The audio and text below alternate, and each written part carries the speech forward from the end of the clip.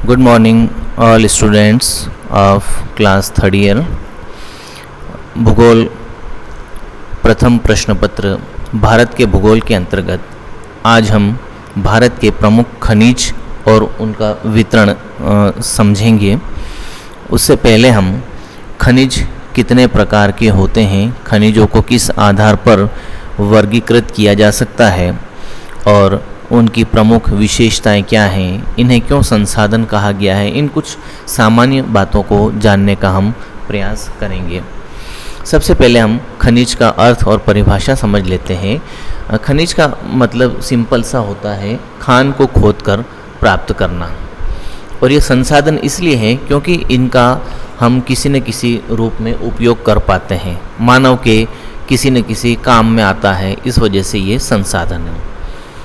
खनिज प्राकृतिक, रासायनिक तत्व या यौगिक होते हैं जो मुख्य रूप से अजैव क्रियाओं से बनते हैं और अपने भौतिक या रासायनिक गुणों से जाने जाते हैं, और जहाँ से इन्हें प्राप्त किया जाता है उसे हम खान कहते हैं।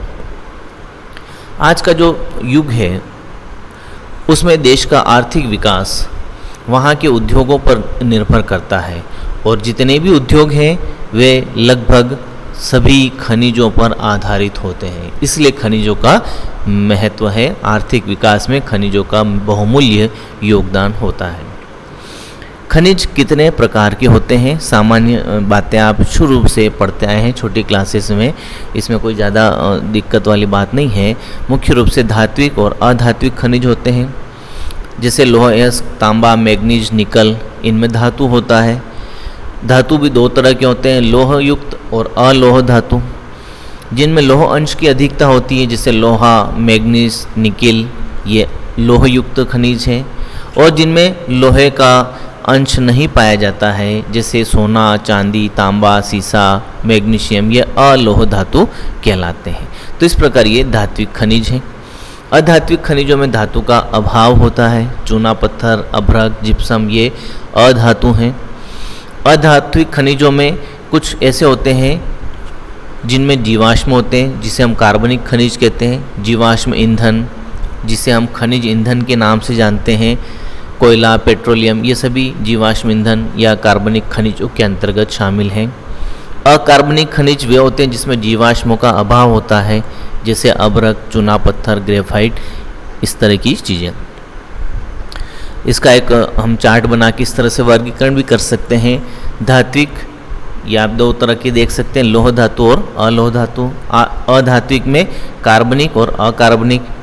ठीक है, कार्बनिक कौन से होते हैं? ईंधन खनिज होते हैं, कोयला, पेट्रोल, प्राकृतिक गैस। अकार्बनिक में कौन से होंगे? चूना पत्थर, ग्रेफाइट, इस तरह के। धात्विक में लोह धातु, मैंने उदाहरण बता दिया आपको, और अलोह धातु, उसके भी उदाहरण आपने देख लिए। धात्विक और अधात्विक खनिजों में मुख्य अंतर क्या होता है, पहले हम ये समझ लेते हैं, ये कुछ बात आपके समझने लायक है। धात्विक खनिज वे हैं जिन्हें गलाने से धातु निकलता है, जैसे लोहा, बॉक्साइट, टीन, मैग्नीज और तांबा। अधात्विक खनिज से धातु प्राप्त नहीं होता है, जैसे चूना पत्थर, फास्फेट, जिप्सम, ये अधातु हैं।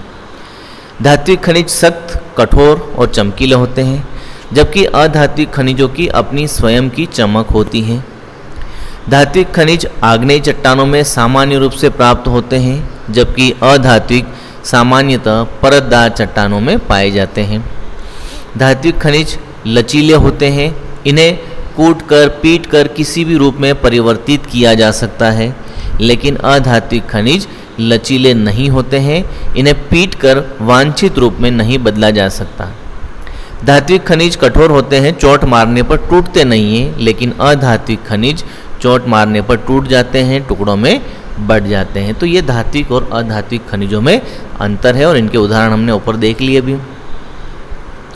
इसी तरह से लोह धातु और अलोह धातु या लोह खनिज और अलोह खनिज में क्या अंतर है? जिनमें लोहे का अंश होता है और जिन्हें लोह इस्पात उद्योग हेतु प्रयुक्त किया जाता है, उन खनिजों को लोह खनिज कहते हैं, जैसे लोह अयस्क, मैग्नीज, टंगस्टन।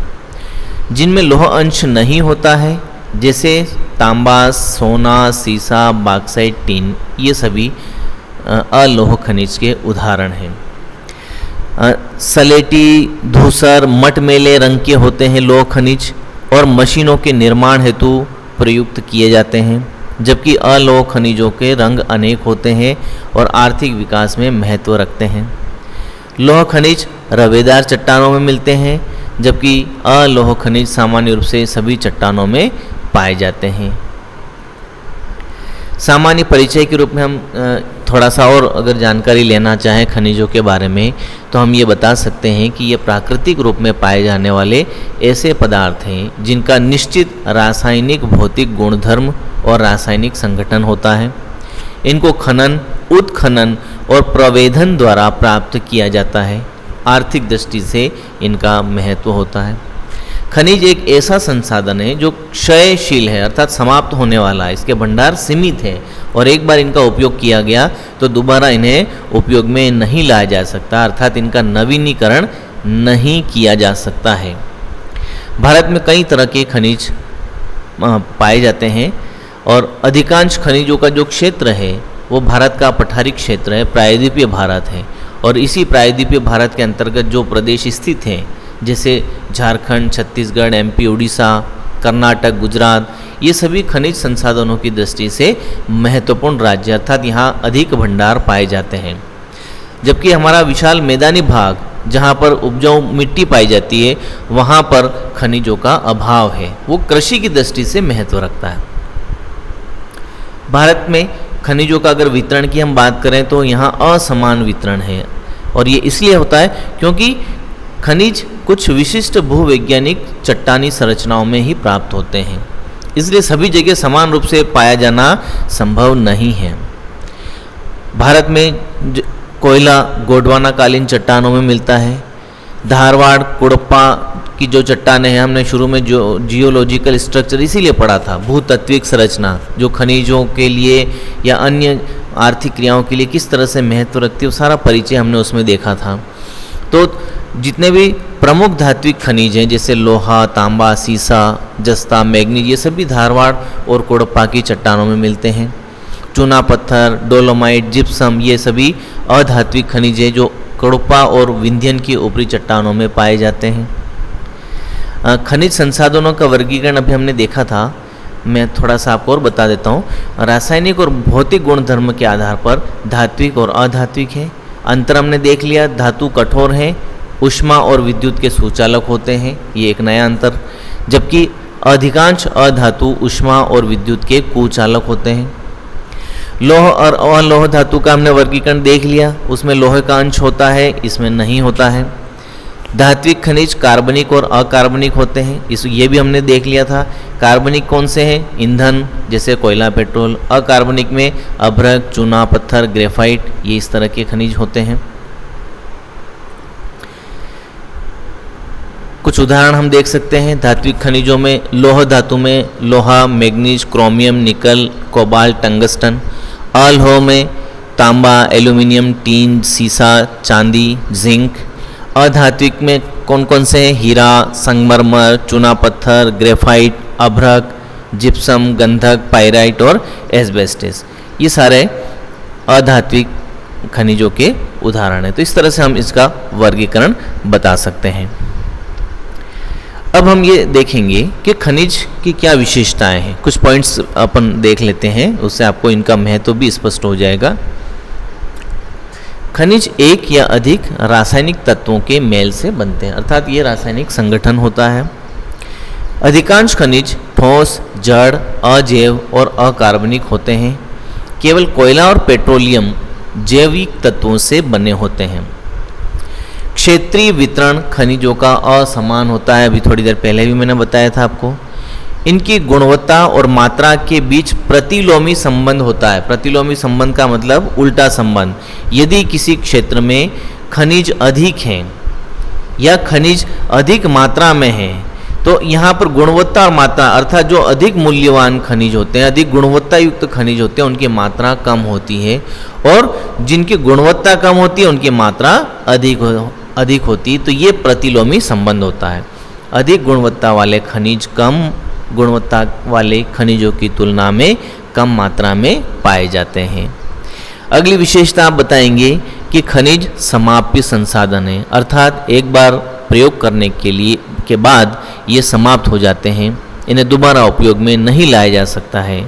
भूगर्भिक दृष्टि से इनको बनने में काफ़ी लंबा समय लगता है और तुरंत इनका पुनर्भरण करना संभव नहीं है। इसीलिए यह आवश्यकता है, ये परम आवश्यकता है कि इन्हें संरक्षित किया जाए।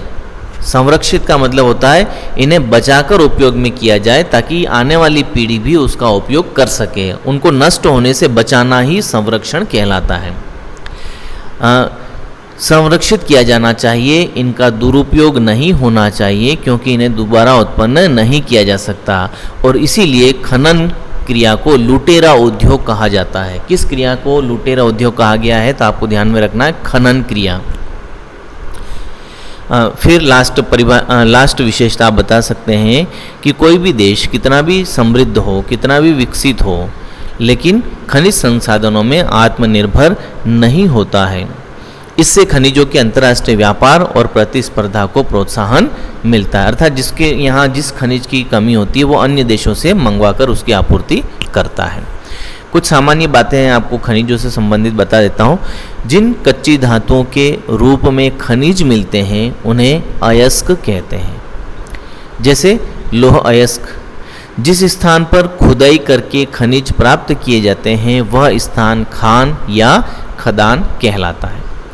अधिक गहराई तक खान खोदने की क्रिया को खनन क्रिया कहते हैं, लेकिन यदि खुदाई धरातल पर ही की जाए तो उसे उत्खनन कहते हैं।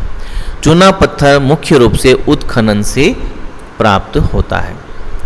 तो ये खनिज के सामान्य परिभाषा, अर्थ और वर्गीकरण था। अब हम सामान्य वितरण इंडिया के रूप में देखते हैं कि भारत में कहाँ कहाँ इनका वितरण है। तो भारत को कुछ खनिज पेटियों या खनिज क्षेत्रों में बांटा गया है। मैंने पहले भी बताया था, भारत का जो प्रायद्वीपीय क्षेत्र है वो खनिजों की दृष्टि से काफ़ी संपन्न क्षेत्र है। और यहाँ पर जो मुख्य क्षेत्र हैं उत्तर पूर्वी, मध्यवर्ती, उत्तर पश्चिमी या अरावली क्षेत्र और दक्षिण या दक्षिण पश्चिमी क्षेत्र। अब इन क्षेत्रों में भारत के कौन कौन से भाग आते हैं वो शॉर्ट में हम देख लेते हैं एक बार। उत्तर पूर्वी क्षेत्र, ये उत्तर पूर्वी पठारी क्षेत्र है जिसका विस्तार छोटा नागपुर के पठार के अंतर्गत कौन कौन से क्षेत्र आ रहे हैं, झारखंड, बंगाल, बिहार, छत्तीसगढ़ और उड़ीसा, इनमें इसका विस्तार है। ये भारत का सर्वाधिक संसाधन संपन्न क्षेत्र है। इसे भारतीय खनिज का हृदय स्थल भी कहते हैं। अब यहाँ कौन सी चट्टानें हैं, धारवाड़ और गोंडवाना दोनों चट्टानी संरचनाएं हैं, इसीलिए लौह अयस्क, तांबा, अभ्रक और कोयला के भंडार यहाँ अधिक हैं।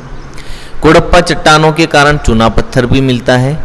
छोटा नागपुर में लोहा कोयला की अधिकता के कारण लौह इस्पात उद्योग का सर्वाधिक विकास हुआ। छोटा नागपुर के पठार को इसी वजह से रूहर प्रदेश भी कहा जाता है। मध्यवर्ती क्षेत्र के अंतर्गत आप देखेंगे एमपी, महाराष्ट्र का पूर्वी, छत्तीसगढ़ भाग, तेलंगाना, ये क्षेत्र हैं। यह भारत का दूसरा सबसे महत्वपूर्ण खनिज क्षेत्र है जहां लोहा, कोयला और तांबा के भंडार हैं। खनन उद्योग का यहाँ विकास तो हुआ है, लेकिन आधारभूत संरचना के अभाव के कारण यहाँ खनिज संसाधन पर आधारित अन्य उद्योग नहीं पनप पाए। अगला है उत्तर पश्चिमी या अरावली क्षेत्र। इसमें आप देखेंगे गुजरात, राजस्थान का अरावली क्षेत्र, धारवाड़, कोडप्पा चट्टानी क्षेत्र। यहाँ पर तांबा, जिंक, बलुआ पत्थर, ग्रेनाइट, संगमरमर, जिप्सम ऐसे खनिजों के भंडार यहाँ पर हैं। दक्षिणी क्षेत्र के अंतर्गत आप देखेंगे गोवा, कर्नाटक का पठारी भाग, तमिलनाडु का उच्च क्षेत्र। खनिजों की दृष्टि से प्रायद्वीप का यह तीसरा मुख्य क्षेत्र है और उत्तर पूर्व क्षेत्र की भांति यहाँ विविधतापूर्ण खनिज का विकास नहीं हो पाया है। धारवाड़ संरचना के कारण धात्विक खनिज लौह अयस्क सर्वाधिक पाए जाते हैं। कर्नाटक के पठारी क्षेत्र में बाबा बुदन की पहाड़ी और वहाँ पर कुद्रेमुख नामक क्षेत्र है। गोवा लौह अयस्क के उत्पादन की दृष्टि से सर्वाधिक महत्वपूर्ण क्षेत्र है, तो ये कुद्रेमुख लौह अयस्क की दृष्टि से काफ़ी महत्व रखता है। केरल में मोनोजाइट के भंडार हैं। उपरोक्त जो भी खनिज क्षेत्र अभी हमने देखे, इसके अलावा हिमालय क्षेत्र और एक अन्य क्षेत्र है जहां तांबा, सीसा, जस्ता, कोबाल्ट, कीमती पत्थर मिलते हैं। हिंद महासागर के पश्चिमी और पूर्वी तटों के अपतटीय क्षेत्रों में खनिज तेल के भंडार हैं। प्राकृतिक गैस भी वहाँ पर पाई जाती है, जैसे बॉम्बे हाई है, अरब सागर के अपतटीय क्षेत्र हैं, वहाँ पर इसके खनिज तेल के भंडार हैं। तो आज हमने खनिजों का मुख्य अर्थ, परिभाषा, इसके विभिन्न प्रकार, इसको हमने किस आधार पर कितने भागों में विभाजित किया है, और इसके वितरण में हमने सामान्य बातें देखी हैं।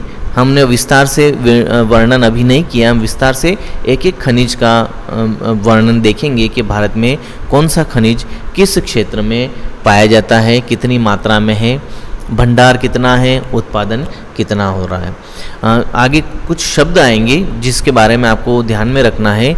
एक शब्द बार बार आएगा उत्पादन, और एक आएगा भंडारण। तो भंडार तो जो भूमि के अंदर दबा हुआ है वो तो कहलाता भंडार, और जब उसी भंडार से हम उत्पादन करते हैं, जो वस्तु प्राप्त कर रहे हैं, तो वो उसकी जो मात्रा होती है उसको हम उत्पादन के नाम से जानते हैं।